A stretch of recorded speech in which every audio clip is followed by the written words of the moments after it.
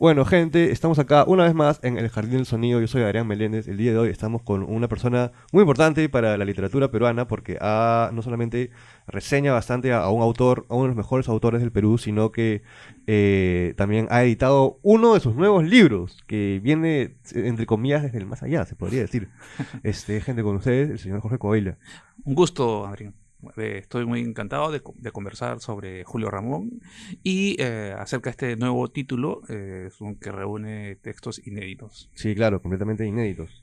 Yo quisiera saber, Sí, hablando de esos textos, ¿cómo se da precisamente el descubrimiento de estos que se llaman mecanuscritos, me parece, así es. de que fueron escritos en los setentas? Además, en un lugar bien específico se encuentra que es en la casa de la viuda de Ribeiro en París, ¿no? Ajá. ¿Cómo así? Mira, hace buen tiempo yo estaba detrás de la edición de los diarios de Julio Ramón Ribeiro que se han publicado hasta 1978. A partir de ahí, hace muchos años, los lectores ribeirianos esperamos con ansiedad que se publiquen y le preguntaban continuamente a la viuda de Julio Ramón y al hijo cuándo salen los diarios de la continuación de La Tentación del Fracaso. Entonces ellos Ujú. decían que no tenían mucha prisa, que esperaban que alguien lo editara y yo me ofrecía, ¿no? Le digo, oye, yo ando estudiando y divulgando la obra de Julio Ramón y ellos con muchas reticencias decían, bueno, ya veremos, ya veremos, hasta que en los últimos meses del año pasado me dijeron, pues, cargarte, si ya han pasado 30 años, creo que, y vemos que tú ya conoces perfectamente, conoces bien la obra de Julio Ramón. Entonces yo le dije, ya, encantado, me encantaría, desearía ir a revisar estos diarios.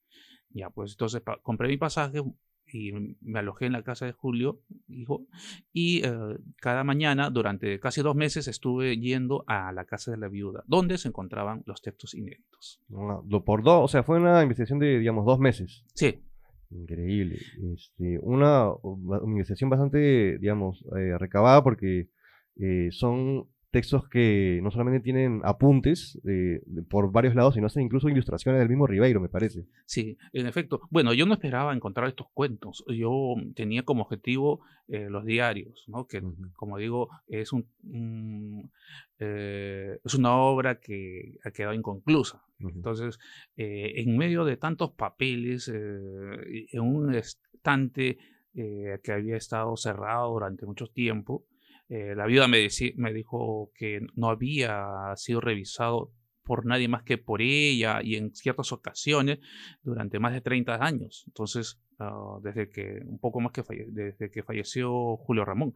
Y entonces yo, muy ilusionado por hallar los diarios, poco a poco fui encontrando otros documentos, cartas recibidas de escritores importantes, cartas inéditas, no enviadas o copias de cartas de Ribeiro que había remitido a otras personas, documentos personales, sus cuadernos de juventud, borradores de sus novelas, de sus fotografías, dibujos de Julio Ramón, acuarelas, en fin. Entonces, era un océano de papeles ahí, todos dispersos en desorden. Entonces, mi primera labor fue clasificar, ordenarlo, y siempre con la atenta mirada de Alida Ribeiro, que hace poco falleció.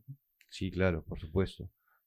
Quisiera saber entonces, ya con este material oceánico, se podría decir, habiendo sido encontrado, ¿cómo fue armar esa suerte de rompecabezas a partir de todos estos mecanuscritos y sus diversos apuntes, ¿no? Porque además, ¿cómo se hace para editar una versión de otra persona, respetando precisamente la voluntad del autor?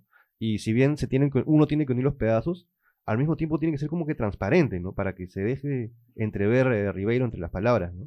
En efecto, fíjate, bueno, en primer término, todos esos papeles los tuve que clasificar, ordenar, ¿no? Esto ya se ha publicado, esto no, esto obtiene valor, sopesar la calidad, porque hay estos son los 5 cuentos publicados, pero hay una buena cantidad de textos de cuentos que quedaron inconclusos y entonces esos se dejaron de lado. En cuanto a respetar el estilo del autor, creo que se siente, se respira que es Ribeiro quien ha escrito, ¿no? He leído, por ejemplo, que no sé si maliciosamente, pero alguien ha deslizado en las redes que de repente lo han escrito, ¿no? Entonces eso ya me llama la atención. Para evitar ello, precisamente se ha reproducido a algunas páginas de estos cuentos y como se observa, Julio Ramón escribía al margen, bueno, todos estos cuentos fueron escritos a máquina y al margen, cuando lo revisaba cada cierto tiempo, anotaba alguna observación, añadía alguna frase y eso lo hemos incluido y la idea es que sea un buen producto y que no merezca críticas, como ha sucedido, por ejemplo, con la novela póstuma de Gabriel García Márquez, que precisamente lo ha publicado Random House y que ha salido este año también. Ujú. Interesante. Precisamente mucha gente en internet, además de, digamos, las críticas, también dice como reseña que en esos cuentos, precisamente, como usted dice, se respira el hecho de que Ribeiro esté ahí, ¿no? Mucha gente dice que se siente, que se puede sentir la presencia de Ribeiro en esos nuevos cuentos, ¿no? Bueno, nuevos entre comillas, ¿no? ¿Cómo así se llega a sentir la presencia de Ribeiro en esos cuentos? ¿Qué es? O sea, ¿qué elementos se pueden identificar para decir, este es Julio Ramón Ribeiro, ¿no? Bueno, su prosa tan particular que nos ofrece una visión del mundo, sus historias, sus personajes, se incorporan a este universo ya conocido que tiene como algunos puntos comunes. Uno de ellos es el chasco, ¿no? El personaje, el protagonista, es víctima de un chasco, ¿no? Y eso pasa en todos los finales de estos cuentos, ¿no?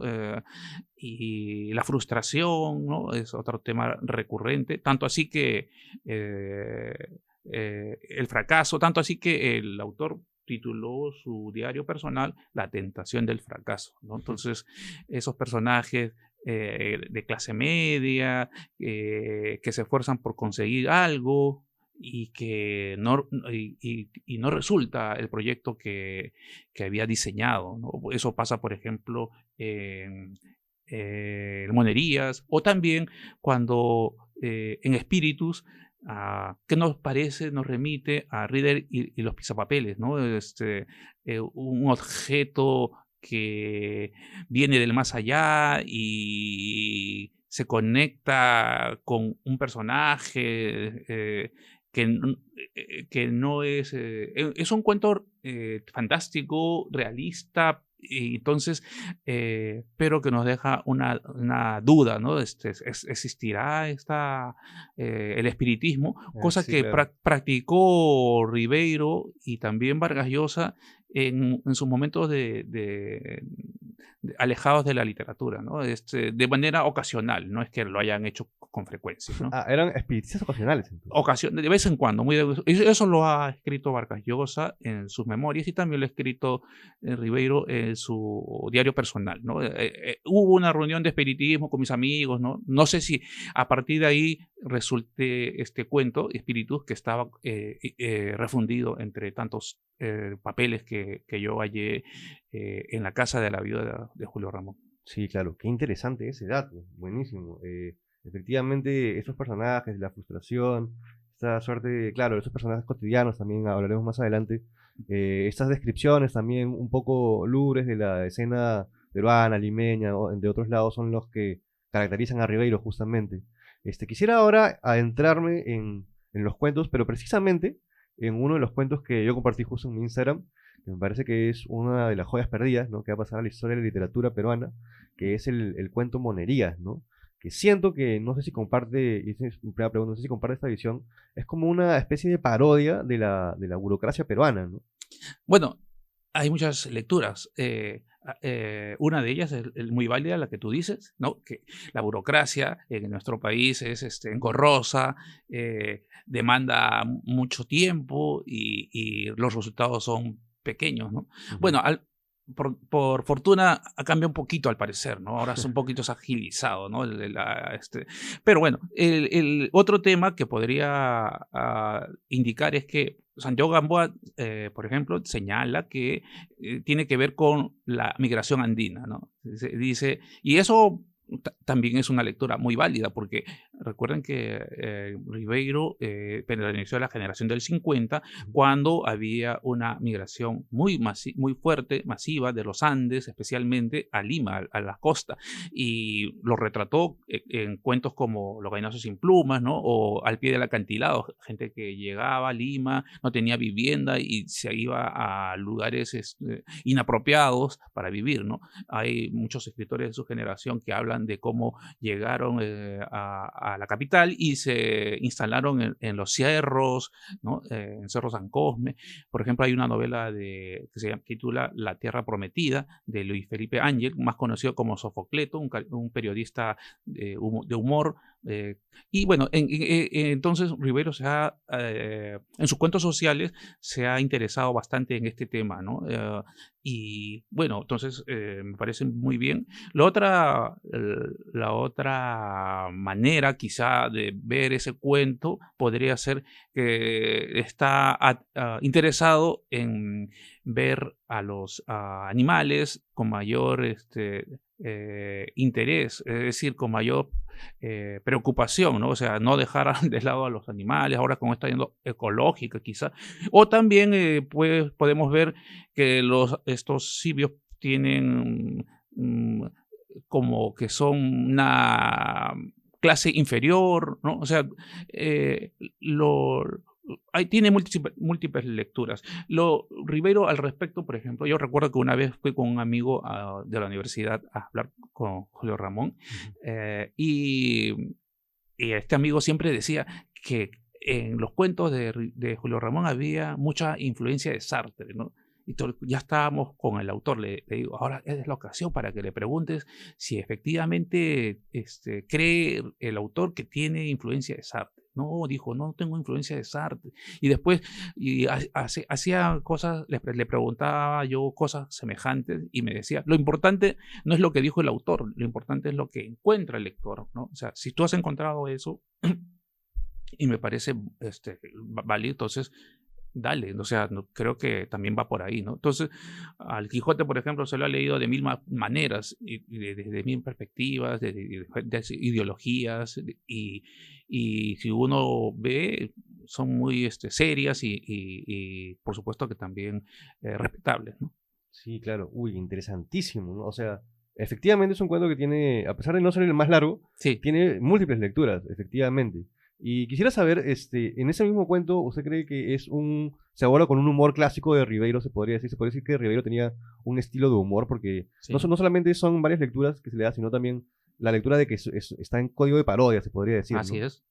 Bueno, fíjate, uno de los temas menos tratados ha sido el humor en la obra de Ribeiro, ¿no?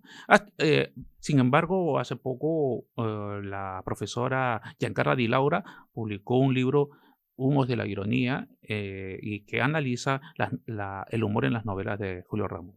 Y bueno, entonces, el humor de Ribeiro es muy fino, muy sutil, no es lleno de groserías. Entonces, un cuento muy jocoso, por ejemplo, es Tristes querellas en la vieja quinta, donde hay dos ancianos que son vecinos en una quinta de Miraflores y se andan disputando, se andan peleando, hasta que uno fallece y el otro le extraña.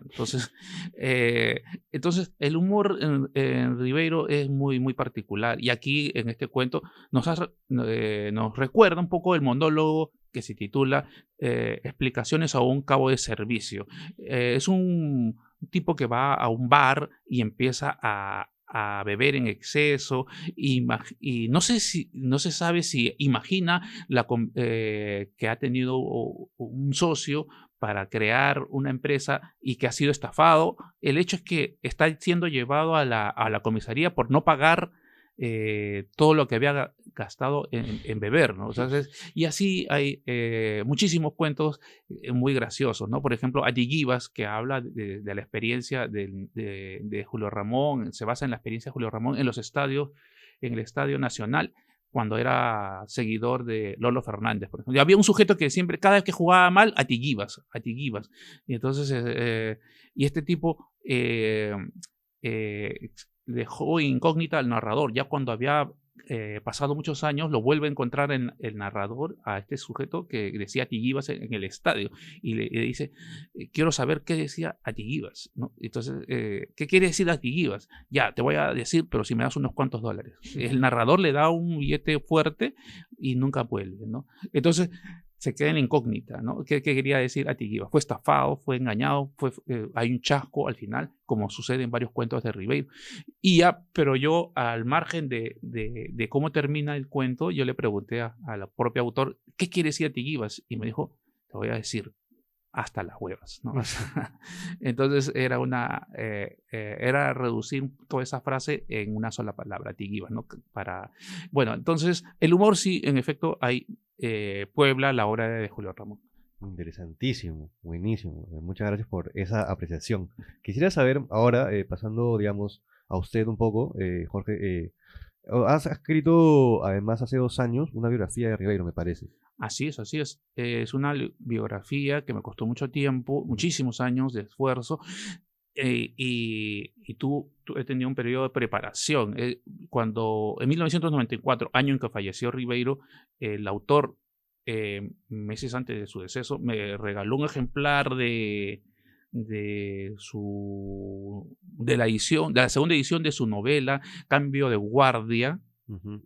Me puso ahí una frase, una dedicatoria que me ha marcado bastante, ¿no? Que dice, para Jorge Coaguila, mi crítico y biógrafo oficial.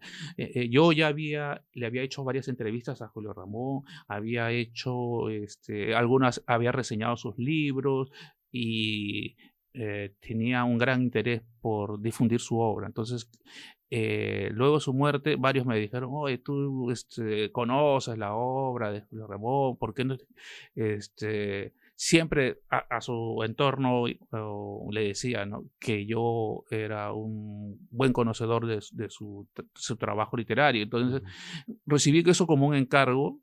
Y eso fue en el 94, pasaron muchos años en los que yo recolecté información, testimonios de amigos, de parientes, y entonces, además de lecturas y relecturas de su obra, he editado no solamente este libro, sino a otros, para otras editoriales, lo cual me ha llevado a leer y a releer, a encontrar algunas claves de su trabajo, y ya me sentí más preparado, con mayor solvencia, y así se publicó esta biografía que se titula Ribeiro, una vida, que apareció en el 2021, a fines de 2021, y ahora estoy preparando una nueva edición que espero enriquecer con los datos que yo tengo de los diarios inéditos. Excelente, increíble. Espero le vaya bien a esa nueva edición. Espero le tenga el mismo éxito. Ojalá que sí. Sí, sí. Jorge, entonces, ¿tú considerarías, o si es que existiese este término, una especie de ribeirólogo? ¿Te consideras un maestro en ribeirología? Bueno, ribeiriano es el término que se usa para los seguidores de Julio Ramón. Ribeirólogo es un estudioso, ¿no? Yo creo que sí podría ser, y un estudioso y un divulgador, ¿no? No me molesta, claro que no. Recuerdo que cuando estaba en la universidad, antes de conocer a Ribeiro, me decían Varguitas, porque yo conocía bastante la obra de Vargas Llosa y lo leía con fervor. Y también he hecho estudios sobre Vargas Llosa y también me considero un seguidor y una persona que investiga su obra, ¿no? Creo que son 2 autores a los que yo le he dedicado bastante tiempo. Buenísimo, buenísimo. Quisiera saber, en términos generales, sobre Ribeiro. Como hemos mencionado antes, como usted ha mencionado, claro, tiene personajes bastante melancólicos, pero también bastante cotidianos, ¿no? Que encontraría uno en el día a día nuestro entorno limeño, peruano, incluso latino, etcétera. ¿Por qué cree que a lo largo de la obra, precisamente, Ribeiro opta por ese tipo de personajes que, claro, se frustran, que no consiguen sus objetivos, etcétera? Bueno, hay un cuento que se titula La vida gris. Ya, ese cuento se publicó en 1959, cuando Julio Ramón tenía 20 años, y él mismo, con el tiempo, señaló que era el padre de sus cuentos. De ahí surge el personaje típico ribeiriano. ¿Por qué? Porque en la vida gris, como el título dice, gris, o sea, como el cielo del Lima, ¿no? No es no va a los extremos, va a la medianía. Entonces, ni es muy caluroso ni muy frío. Entonces, Julio Ramón en este cuento diseña un personaje temeroso, de clase media, que no destaca ni por ser algo malo, ni por hacer algo bueno. Entonces, y así transcurre su vida en el anonimato sin llamar mucho la atención. Entonces, y así vemos en muchos de sus cuentos, y lo que ha marcado la obra de Ribeiro son esos personajes, precisamente, el personaje de clase media limeña, con algunas angustias económicas, sin destacar mucho, sin ser un gran aventurero, sin las historias que pueblan en muchas en otros autores, ¿no? Ujú. Por ejemplo, en los personajes de Vargas Llosa son muy apasionados. En La ciudad de los perros podemos encontrar al teniente Gamboa, que es muy rígido, y en muchos otros títulos, no solamente de Vargas Llosa, sino de otros escritores. En cambio, entonces por eso hay mucha conexión con el lector, ¿no? Se sienten muchos identificados. Han pasado casi 30 años de la muerte de Ribeiro y se lee más que antes. Es una cosa asombrosa, ¿no? Sí. Mientras otros autores van apagando su luz, hay acerca de Ribeiro una cantidad increíble de estudios, ensayos, tesis, libros. Pronto va a haber un congreso que organiza la Universidad Complutense de Madrid y también la Universidad de San Marcos, y estamos próximos al primer centenario de su nacimiento. Él nació en 1929, entonces ya se están preparando algunos celebraciones, ¿no? Ujú, qué interesante. Quisiera saber, entonces, en ese sentido, claro, Rivero es sigue siendo un autor leído, estudiado, pero claro, por los temas que trata y por la tonalidad con lo que los trata, uno diría, bueno, eso es lectura para, digamos, gente adulta, ¿no? Pero sin embargo, mucha gente conoce a Rivero en el colegio, ¿no? Sus primeras lecturas peruanas, se podría decir, son cuentos de Rivero como, no sé, Los Gairones sin plumas, quizás La alienación, quizás entre primaria y secundaria, por ahí. ¿Por qué cree que Rivero se le da a leer a gente de esa edad? Bueno, y es un autor clásico. Los autores clásicos se leen en el colegio, desde el colegio. Entonces, y Ribeiro llega a todo público, ¿no? Por ejemplo, Vargas Llosa tiene más lectores masculinos. Bryce tenía, bueno, ahora tiene menos lectores que antes, pero su lectora tenía más lectoras. Entonces, en Ribeiro se nota claramente que va a todo público, y desde el no iniciado hasta el especialista, ¿no? Al exigente. Y él tenía esa intención. A él no crean que le era fácil llegar a un estilo que sea claro, sencillo, sino que le costaba mucho trabajo. Yo he visto varias versiones de algunos cuentos. Entonces, no es que le saliera de un tirón. Y hay los personajes también van desde niños, por ejemplo, por las azoteas, trata de un chico, un jovencito, un niño, y va desde hasta ancianos, como al pie del acantilado, o Tristes Querellas en la vieja quinta. Entonces, hay un universo bastante amplio, de distintas clases sociales, las menos favorecidas, por ejemplo, los vainosos sin plumas, hasta la alta burguesía, por ejemplo, hay varios cuentos que hablan de gente muy acomodada, ¿no? El Marqués y los Gavilanes es uno de ellos. Y también, entonces, se desarrollan en Lima, se desarrollan en Europa, algunos en la costa, como Los Moribundos, otros en los Andes, como Silvio Rosedal, otros hasta en la Amazonía, como Fénix, y es un universo bastante amplio que con este conjunto llega a 100 cuentos, ¿no? Sí, claro. En 1995, poco después de fallecer Julio Ramón, yo publiqué 6 cuentos de Ribeiro que no habían sido publicados en libros, que habían salido en revistas y que el autor me había encargado recuperar. Entonces, yo puedo, digamos, presumir de que en 6 más 5, 11 cuentos he sacado del olvido, ¿no? Sí, claro. Interesantísimo. Sí, pues efectivamente estoy de acuerdo con toda esa premisa de que, claro, la literatura de Rivero, si bien está situada geográficamente, temporalmente, sigue siendo universal, ¿no? Para diversos públicos. Otra preguntita, entonces. De todos los cuentos que ha mencionado, Ribeiro ha hecho bastantes referencias a lo largo del episodio. Quisiera hacer algo que está de moda en los jóvenes, que es hacer listas. Entonces, su top 3 de cuentos de Ribeiro de toda la vida. Y digamos, no solamente el top 3, sino por qué elegiría esos 3 cuentos, ¿no? Ya sea motivo personal, trascendencia, significado, etcétera. Bien, uno de ellos podría citar Solo para Fumadores, ¿no? A quienes gustan del tabaco y a quienes no gustamos del tabaco, nos encanta ese cuento porque relata la pasión que siente una persona por algo, ¿no? Si alejamos del tema, el tabaco podría ser bien, qué sé yo, la literatura, el cine, entonces sentimos una pasión y a veces nos identificamos con él, por ejemplo, eso de arrojar el cigarrillo por la ventana para decidir no fumar y después, minutos después, en la oscuridad, estar en busca de la cajetilla desesperadamente, a veces nos ha pasado, ¿no? Queríamos dejar de tener un vicio y de repente correr tras continuar con esa relación apasionada, ¿no? Y ya llena de aventuras, se desarrolla en distintas ciudades de Europa, empieza por Lima, pero después y tiene malas consecuencias ese vicio. Entonces, afortunadamente el autor, después de la operación que sufrió en 1973 por cáncer, 2 operaciones que le hicieron en 1900, vivió 21 años, ¿no? O sea, era una cosa milagrosa.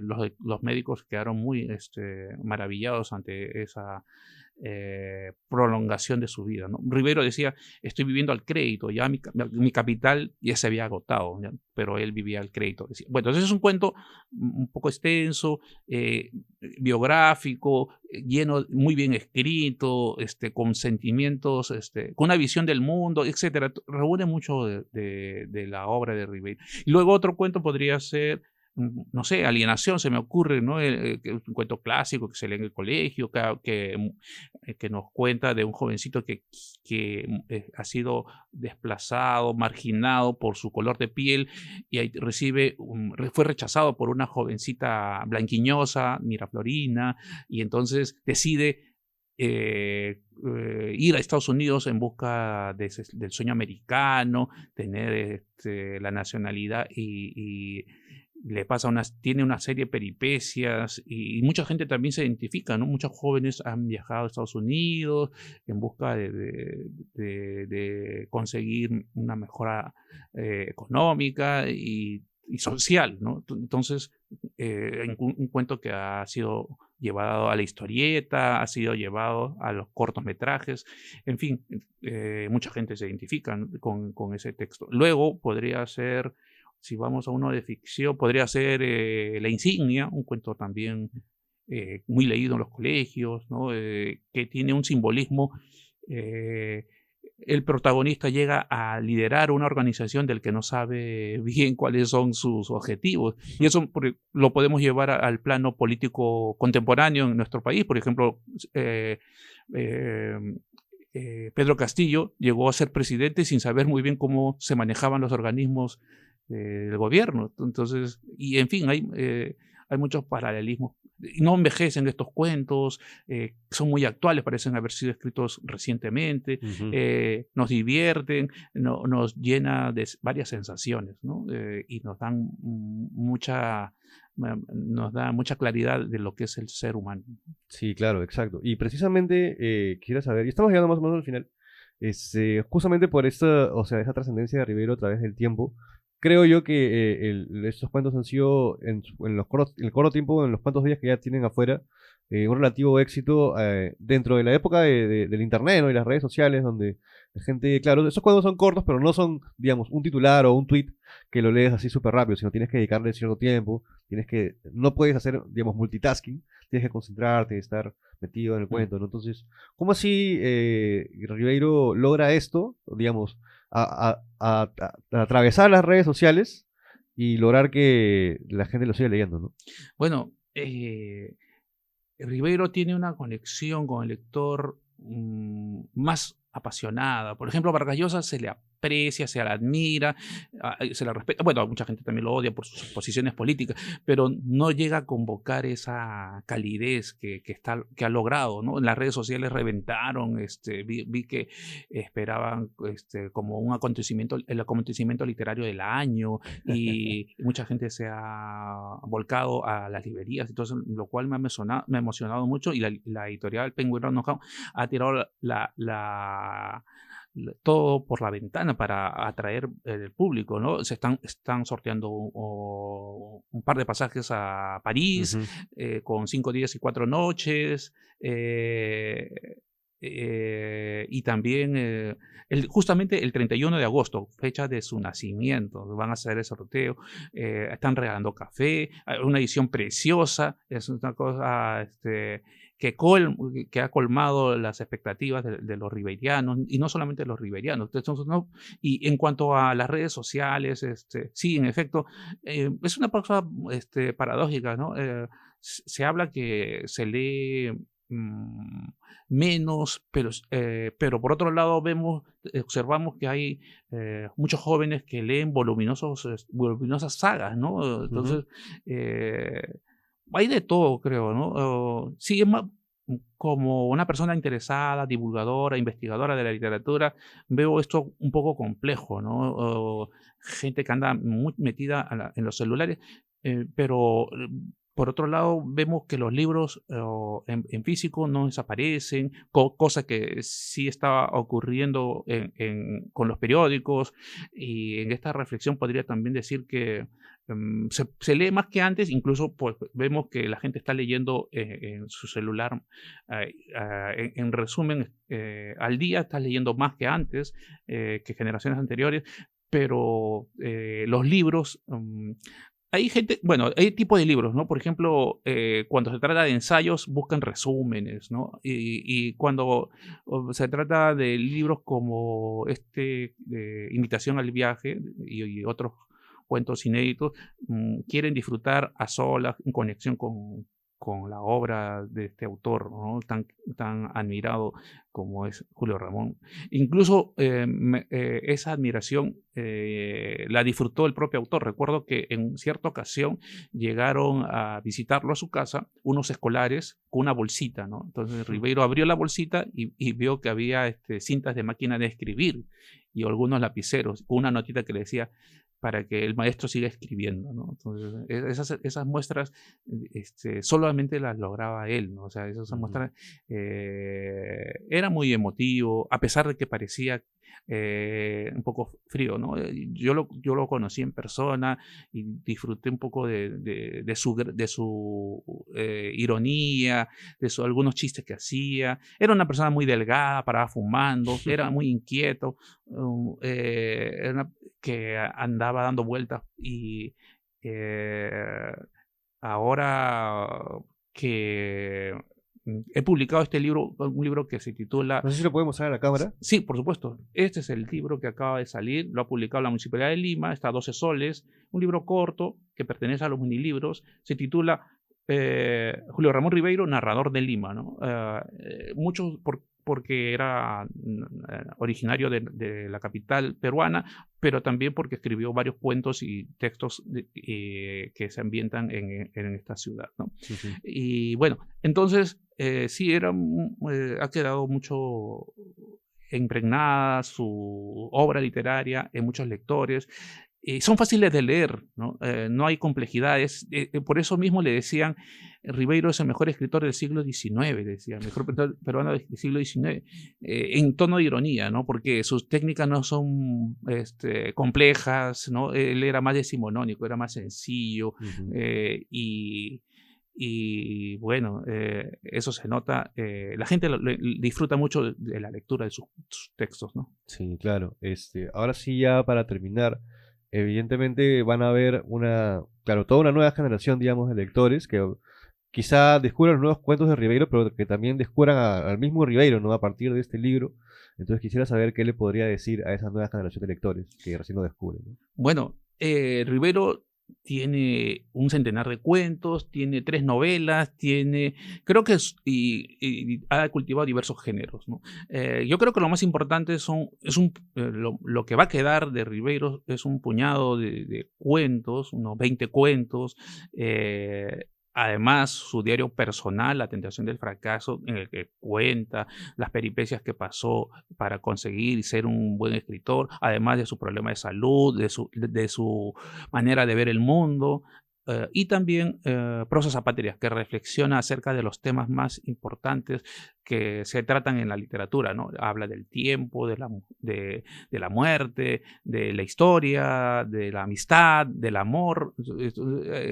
Es un libro los tres son de los más leídos, de los más apreciados por la crítica, pero también ha escrito obras de teatro. Hace poco se estuvo en tablas Los Caracoles, Ujú. con bastante acogida, y cada cierto tiempo se estrenan algunas obras, ¿no? Confusión en la prefectura hace 2 años, me parece, y Santiago el Pajarero estuvo también en Larcomar, en fin.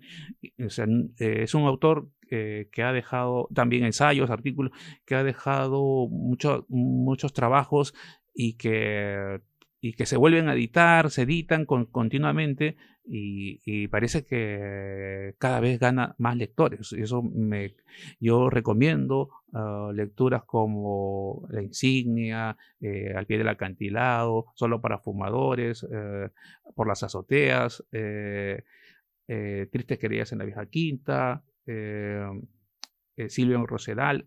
Son cuentos de los que van a disfrutar mucho, van a conocer un poco más la naturaleza del ser humano.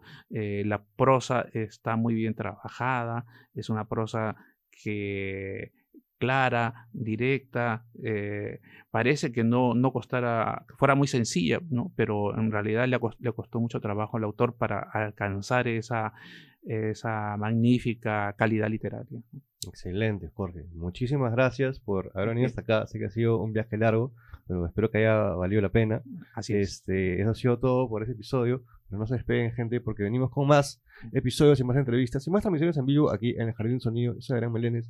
Él ha sido Jorge Coelha. Muchas gracias.